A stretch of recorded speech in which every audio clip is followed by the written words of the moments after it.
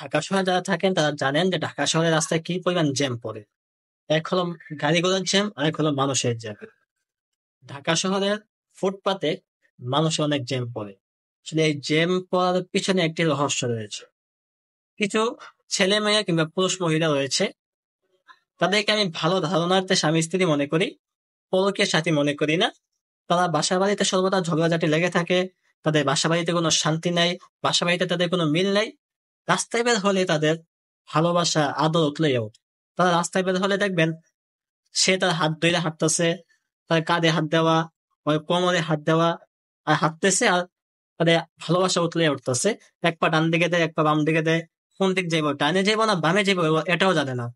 এই রেস্টুরেন্টে বসবে নাকি ওই রেস্টুরেন্টে বসবে এটাও জানে না।